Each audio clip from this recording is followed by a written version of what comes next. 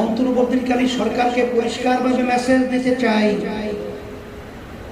আপনারা যে আজকে সরকারে বা দেশ পরিচালনা করছেন, এটা কিন্তু আপনারা জনগণের ভোটে আপনারা মসনদে বসেন নাই।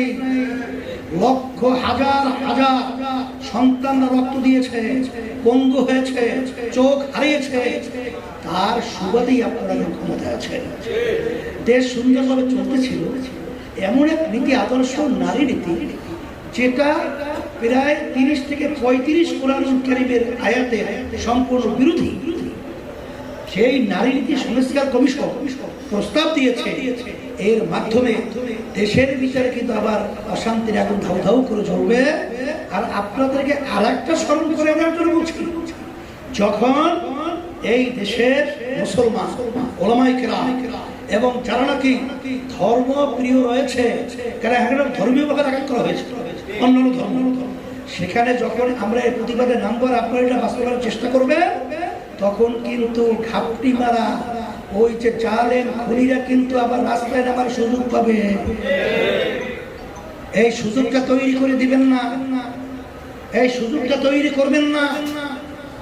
কারণ যখন রাজপথে আমরা থাকবো এর প্রতিবাদে, কারণ তখনই তো আমাদের হুঁশ থাকতে রক্ত ঢালতে, এই ইসলাম বিরোধী মানুষ চরিত্র হননকারী বিরোধী এই নারী নীতি বাস্তবায়ন কি আমরা হতে দেব? আর যদি নাই হতে দেই, যদি আমরা রাজপথে নামি, তখন তো আবার ওই বদমাইশের খুনির দলেরা এবং ওই ঘাপটি মারা যারা বসে আছে, তারাও তো সুযোগ পাওয়ার ক্ষেত্র তৈরি হবে। এই সুযোগটা আপনারা দিচ্ছেন কেন? এই ভুল করবেন না, এই ভুল করবেন না, এই কথা পরিষ্কার বলছি। আর আজকে আইন শৃঙ্খলার ব্যাপারে আপনি জানেন যে কালকেও এখানে যে একজন সৈনিক, তাকে যে গুলি করে সন্ত্রাসীরা মেরে ফেলছে, বুক ঝাঁঝা করে ফেলেছে। দেশের অবস্থা আপনাদের অন্তর্বর্তী সরকার থেকে বলবো যে আপনাদের প্রশাসনিক কাঠামো আরো মজবুত করেন, আপনারা দৃঢ়ভাবে আপনাদের কার্যক্রম পরিচালনা করবেন, এই আশাবাদ ব্যক্ত করছি। আর সকল প্রতি আহ্বান জানাচ্ছি, আসেন ইসলামী আন্দোলন বাংলাদেশ, আমরা কিন্তু শুধু নিছক কিছু ক্ষমতার অংশীদার হওয়া, কিছু সম্পদ পাওয়া, কিছু সম্মানিত হওয়া, এর জন্য আমরা রাজনীতি করছি না।